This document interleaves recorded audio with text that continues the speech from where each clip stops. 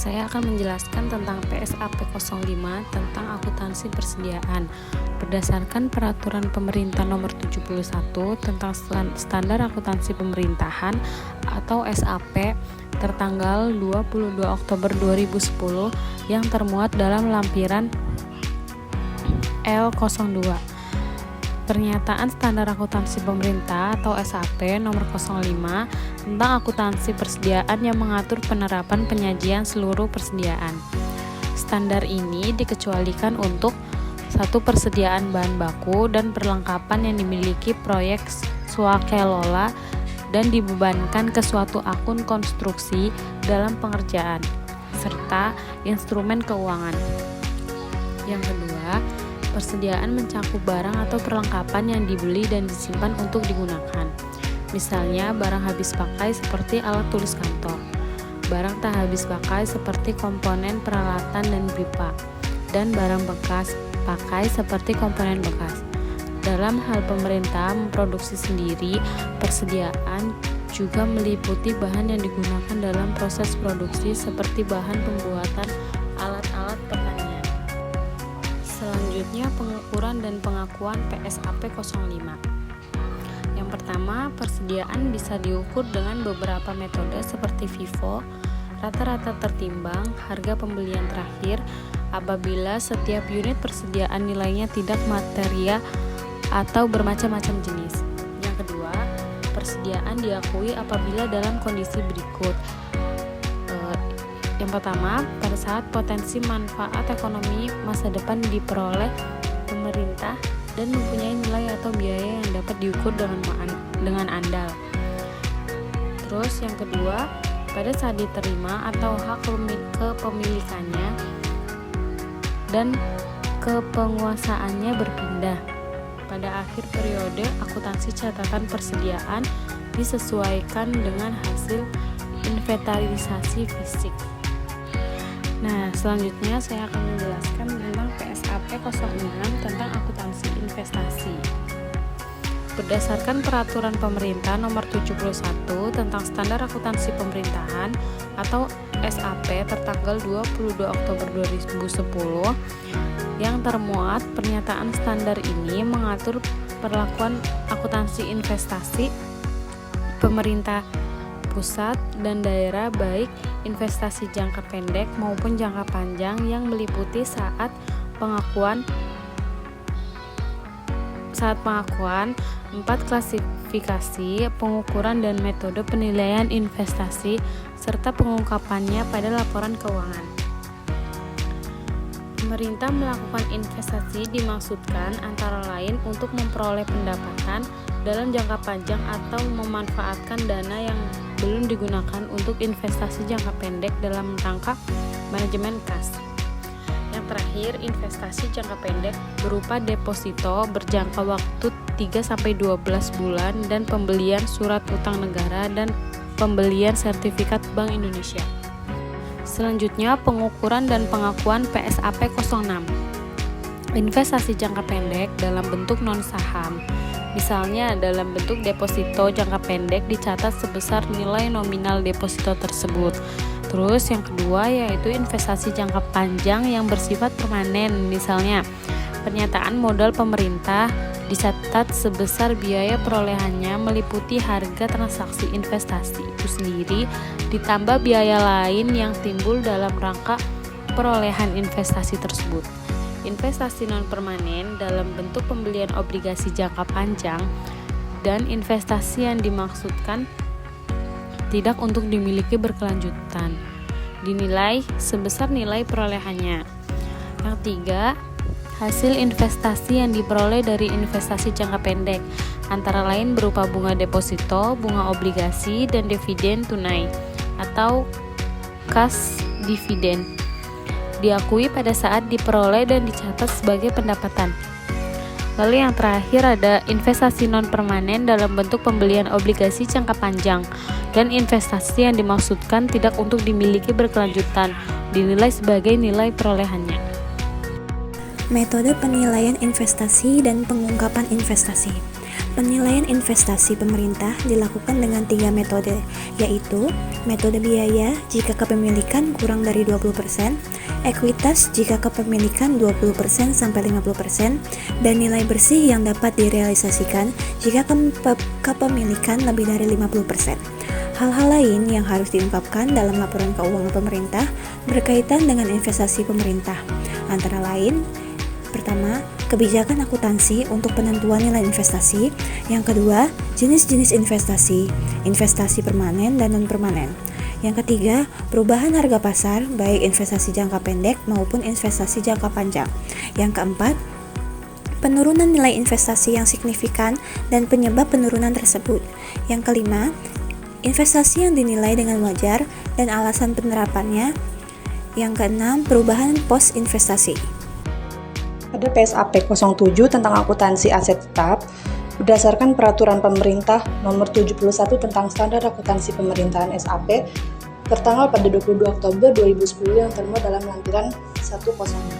Pernyataan standar akuntansi pemerintah nomor 7 tentang akuntansi aset tetap yang mengatur perlakuan akuntansi untuk aset tetap meliputi pengakuan, penentuan nilai tercatat, serta penentuan dan perlakuan akuntansi atas penilaian kembali dan penurunan nilai tercatat. Ada klasifikasi aset tetap, yaitu tanah, peralatan dan mesin, gedung dan bangunan, jalan, irigasi dan jaringan, aset tetap lainnya, dan konstruksi dalam pengerjaan. Untuk nilai penyusutannya, masing-masing periode diakui sebagai pengurang nilai tercatat aset tetap dalam neraca dan beban penyusutan dalam laporan operasional. Metode penyusutan yang dapat dipergunakan antara lain metode garis lurus, metode saldo menurun ganda, dan metode unit produksi. Berikutnya, ada pengukuran dan pengakuan pada PSAP 07, yaitu aset tetap diukur dengan biaya perolehan. Apabila penilaian aset tetap dengan menggunakan biaya perolehan tidak memungkinkan, maka nilai aset tetap didasarkan pada nilai wajar pada saat perolehan. Lalu, aset tetap diakui pada masa manfaat ekonomi masa depan dapat diperoleh dan nilainya dapat diukur dengan andal. Pengakuan aset tetap akan andal bila aset tetap telah diterima atau diserahkan hak kepemilikannya dan pada saat penguasaannya berpindah. Lalu yang ketiga, laporan keuangannya harus mengungkapkan untuk masing-masing jenis aset tetap sebagai berikut. Ada dasar penilaian yang digunakan untuk menentukan nilai tercatat atau yang disebut carrying amount, lalu ada rekonsiliasi jumlah tercatat pada awal dan akhir periode, lalu ada informasi penyusutan. Berikutnya, pada PSAP 08 tentang akuntansi rekonstruksi dalam pengerjaan. Berdasarkan peraturan pemerintah PP nomor 71 tentang standar akuntansi pemerintahan SAP tertanggal 22 Oktober 2010 yang termuat dalam lampiran 102, pernyataan standar akuntansi pemerintah PSAP nomor 8 tentang akuntansi konstruksi dalam pengerjaan atau KDP. KDP konstruksi dalam pengerjaan mencakup tanah, peralatan dan mesin, gedung dan 14 bangunan, jalan, irigasi dan jaringan serta aset tetap lainnya yang proses perolehannya atau pembangunannya membutuhkan suatu periode waktu tertentu dan belum selesai.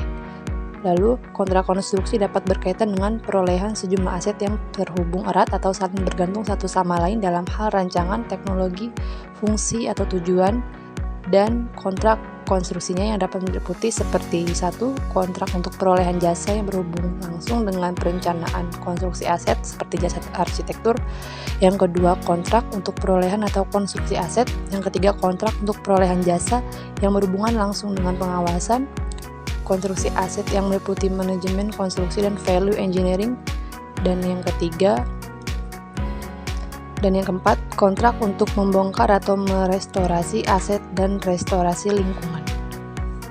Lalu berikutnya pada pengukuran dan pengakuan PSAP 08. Pengukurannya seperti 1. Konstruksi dalam pengerjaan dicatat dengan biaya perolehan. Yang kedua, suatu yang benda terwujud harus diakui sebagai konstruksi dalam pengerjaan jika 1. Besar kemungkinannya bahwa manfaat ekonomi masa yang akan datang berkaitan dengan aset tersebut akan diperoleh. Lalu yang kedua, biaya perolehan tersebut dapat diukur secara andal. Dan yang ketiga, aset tersebut masih dalam proses pengerjaan. Pengukuran kinerja sektor publik.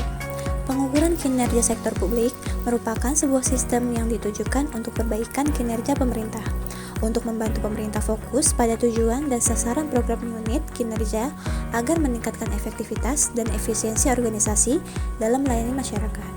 Pengukuran kinerja ini biasanya diperkuat dengan menggunakan sistem reward dan punishment di dalamnya. Pengukuran kinerja dilakukan dengan tujuan terdapat beberapa informasi yang dibutuhkan dalam pengukuran kinerja organisasi sektor publik. Yang pertama, ada informasi finansial.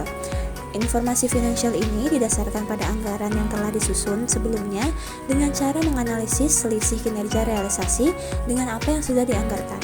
Yang kedua, ada informasi non-finansial.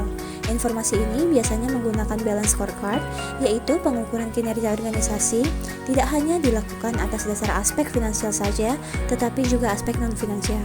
Jenis informasi yang bersifat non-finansial dinyatakan dalam bentuk variabel kunci atau dikenal dengan istilah Key Success Factor, Key Result Factor, atau Pulse Point.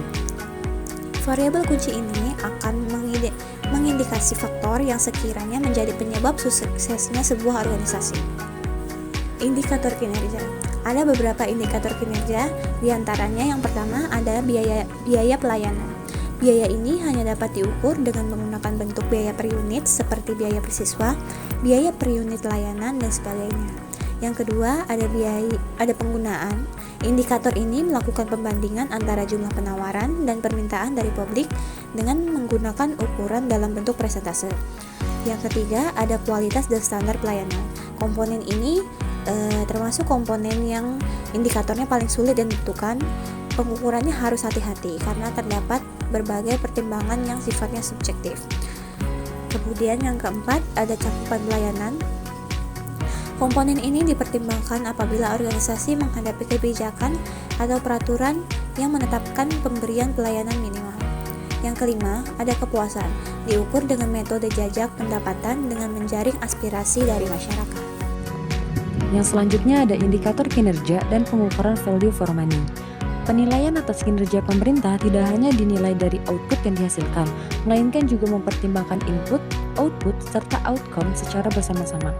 Mekanisme yang dapat dilakukan dalam penentuan indikator kinerja ini adalah yang pertama, sistem perencanaan dan pengendalian meliputi proses, prosedur, juga struktur. Yang kedua ada spesifikasi teknis dan standarisasi. Yang ketiga ada kompetensi teknis dan profesionalisme yang di dalamnya itu memberikan jaminan atas terpenuhi atau tidaknya spesifikasi teknis yang telah ditetapkan untuk dijadikan standar. Yang keempat ada mekanisme ekonomi dan mekanisme pasar. Dalam ini meliputi ekonomi yang berkaitan dengan pemberian reward dan juga punishment. Yang kelima ada mekanisme sumber daya manusia. Mekanisme ini menuntut pemerintah untuk memotivasi stafnya dalam melakukan perbaikan kinerja. Selanjutnya ada pengukuran value for money. Masyarakat atau publik menuntut pertanggungjawaban atas segala pelaksanaan value for money, yaitu pemerintah dapat bertindak secara cermat dalam pengadaan serta alokasi sumber daya. Pemerintah dituntut untuk meminimalkan penggunaan serta memaksimalkan hasil dalam pencapaian tujuan yang telah ditetapkan.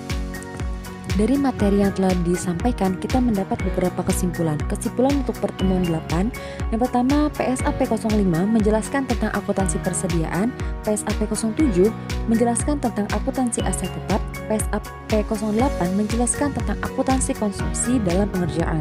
Penilaian investasi pemerintah dilakukan dengan tiga metode. Yang pertama, metode biaya jika kepemilikannya kurang dari 20%, metode ekuitas jika kepemilikannya 20-50%, dan metode nilai bersih jika kepemilikannya lebih dari 50%. Untuk kesimpulan pertemuan 20, pengukuran kinerja sektor publik merupakan sebuah sistem yang ditunjukkan untuk perbaikan kinerja pemerintah dalam membantu pemerintah fokus pada tujuan dan sasaran program unit kinerja agar meningkatkan efektivitas dan efisiensi organisasi dalam melayani masyarakat. Value for money itu membuat masyarakat menuntut pemerintah dapat bertindak secara cermat dalam pengadaan serta alokasi sumber daya, di mana pemerintah dituntut untuk meminimalkan penggunaan serta memaksimalkan hasil dalam pencapaian tujuan yang telah ditetapkan.